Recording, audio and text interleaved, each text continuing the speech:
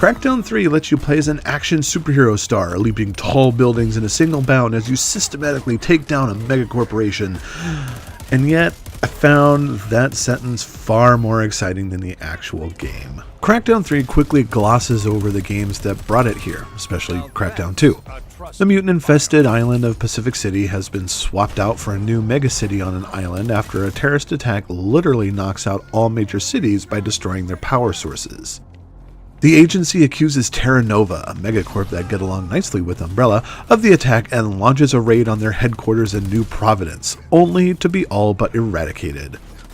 Thankfully, in a world where super science and futuristic technology reign supreme, the player-controlled agent is brought back to life by a burgeoning resistance movement inside New Providence, and uses the agency to expose the numerous human rights violations committed by Terra Nova under the leadership of its cutthroat CEO, Elizabeth Nemand, which kind of think of her as Mom from Futurama. All of this makes for a great elevator pitch. I mean, what's more fun than unleashing a super soldier with a limitless supply of guns and a bunch of evildoers? In practice, however, Crackdown 3 suffers from a visible lack of originality. The hours I spent running, jumping, collecting orbs, and shooting my way through New Providence shared an uncanny resemblance to my playthrough of 2005's Crackdown, a game that most people, let's face it, probably played because of the Halo 3 beta.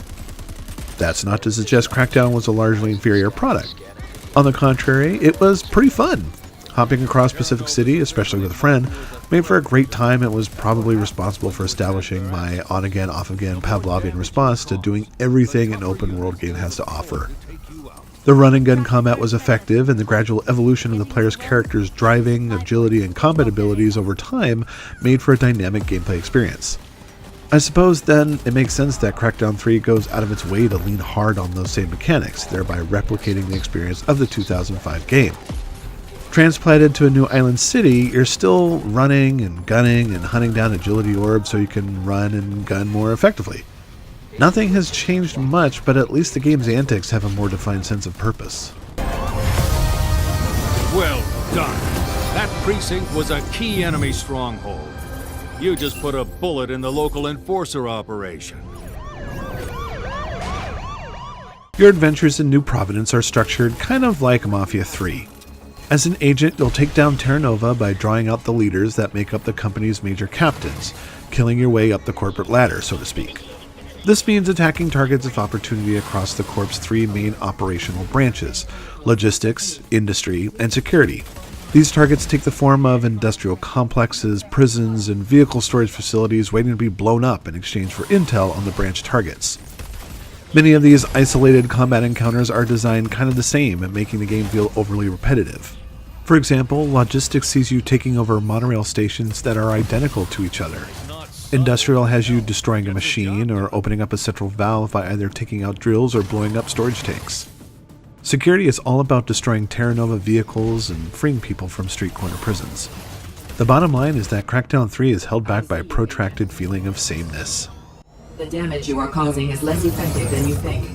Worse, it is making me angry.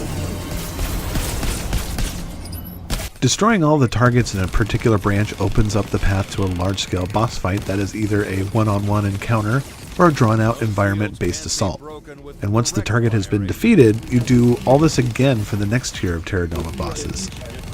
It's easy to fall into a groove, and it didn't take long for me to realize that you don't have to care about what's going on. You can do anything you want here and tackle missions in any order, so any sort of structure to the game is rendered rather meaningless. Eventually, I found myself putting on headphones to catch up on podcasts and listen to audiobooks because I didn't need to pay attention to what was going on beyond shooting stuff to bits. That in itself is a problem in light of Terry Crews's voice and likeness being licensed for the game. As the face of Crackdown 3, I was really looking forward to Crews's brand of wacky, oddball hypermasculinity. The cartoony antics of the Crackdown series feels made for him, and I was down for all manner of quips, over-the-top screaming, and funny one-liners. Beyond the game's opening cutscene, I thought that Crew's involvement feels wasted overall.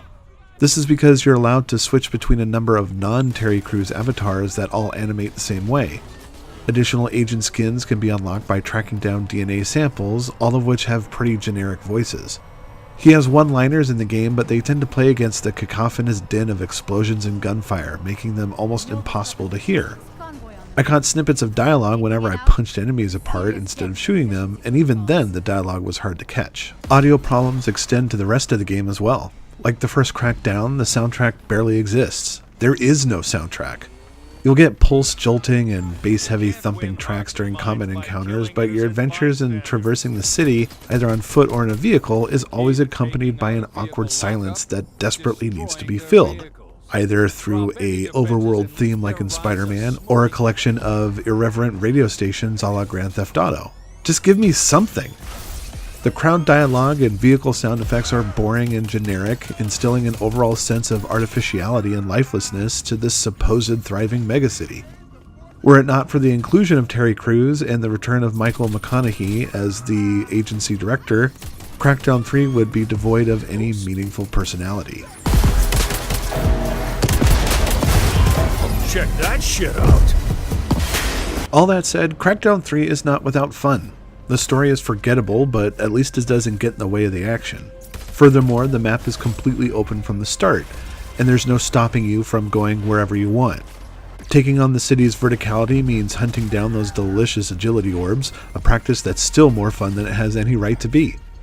Also, major conflict zones include a chance of survival percentage that lets you see how hard or easy the battle can be based on your current ability stats.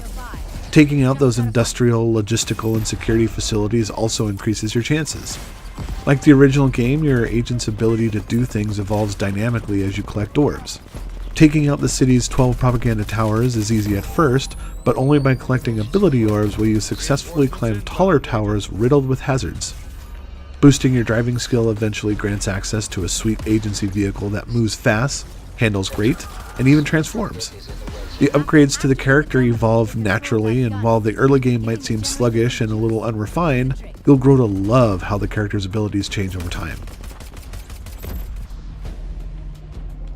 At the time of this review, the destruction-based multiplayer mode was unavailable to play.